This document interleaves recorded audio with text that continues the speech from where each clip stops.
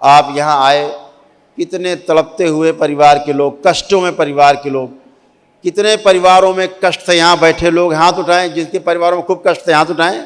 देखिए सभी के हाथ उठ रहे हैं। अब जिनके परिवारों में कष्ट चले गए हाथ नीचे कर लें, ये लोग नीचे।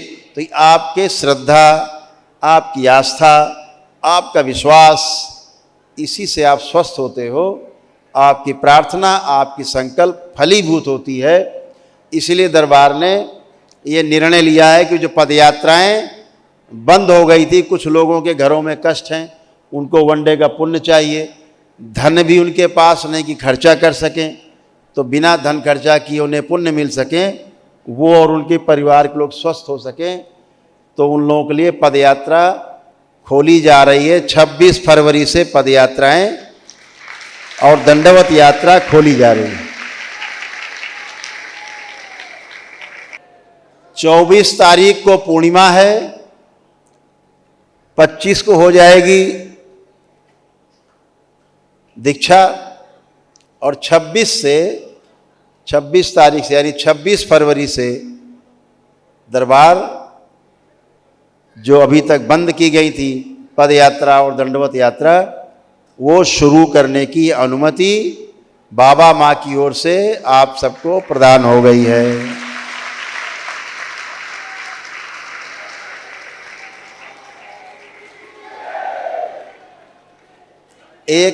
एक और चीज हुई है, जो ये तोहफा है बाबा की ओर से जन्मदिन का। जिन लोगों ने 9 हवन किए, आरोग्य हवन किए, है ना, लेकिन उन्हें 1 दिवसीय पुण्य की आवश्यकता दिख रही है। दरबार कहता है भाई ऊर्जा बहुत कम है, तो 1 दिवसीय हवन करो, तो उन्हें जा करके 1,51,000 रुपये फिर से खर्चा करने पड़ते थे, है ना। तो दरबार ने उनको कर दिया है कि केवल अब मतलब 60,000 रुपये, 61,000 रुपये छूट करके केवल 90,000 रुपये जमा करके और अपना वनडे कर सकते हैं।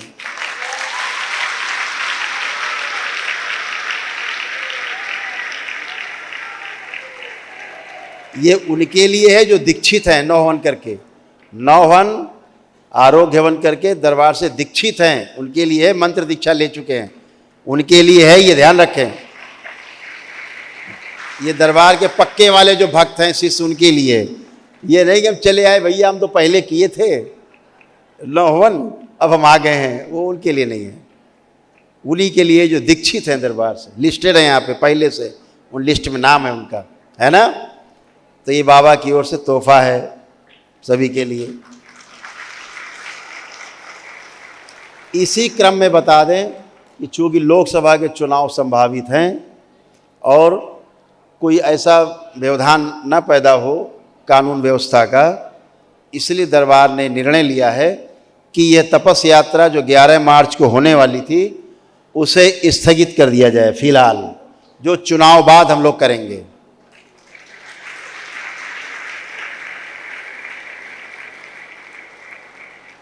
तो 2 कारणों से, एक तो नंदी बाबा भी तैयार नहीं हो पाए पूरे से, दूसरा लोकसभा चुनावों के कारण भी कोई अनहोनी ऐसी ना हो जो दाग धब्बा बने चुनाव में, कानून व्यवस्था का मुद्दा बने। क्योंकि हम लोग 20-25 हज़ार भक्त हैं, दरबार के शिष्य हैं, इतना बड़ा रैला और पदयात्रा करेगा, वो 11 दिन चलेगा, कानपुर से और काशी तक जगह जगह रुकना है, जगह जगह व्यवस्था करनी है। सब व्यवस्था तो तैयार है, लेकिन इस बात को ध्यान रखते हुए कि कानून व्यवस्था के कोई हम लोग कारण ना बने, इसलिए हम लोग अगली तिथि बाद में आपस में चर्चा करके तय करेंगे कि तपस यात्रा चुनाव के बाद कब होगी। चुनाव हो जाए, फिर से लोकप्रिय सरकार बन जाए, जबरदस्त सरकार बन जाए, जो मथुरा काशी हमें दे सके। पता ही है कौन दे सकता है। तो हम लोग उस यात्रा को, पद यात्रा को, तपस यात्रा को आगे तय करेंगे। एक तो ये तो 26 फरवरी से, ये 26 तारीख आने वाली है, इससे अब एक चीज़ केवल रहेगी, इस बात को ध्यान से सुन लें जो लोग घर बैठ के सुन रहे हैं वो भी, कि पद यात्रा जैसे पहले होते थे, आते थे, 2 जगह से पद यात्रा होगी, तीसरी जगह से पद यात्रा मान्य नहीं होगी, ध्यान रखें। सिर्फ 2 स्थान दरबार ने नए नियम बनाए, ध्यान से सुने।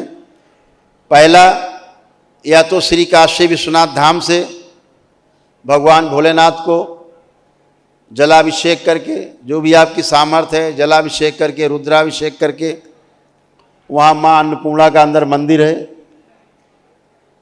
उनके दर्शन करके, पूजा अर्चना करके और जल लेकर के वहाँ से आप श्री करौली शंकर महादेव धाम कानपुर के लिए प्रस्थान कर सकते हैं किसी भी दिन, आप अपने ग्रुप के साथ।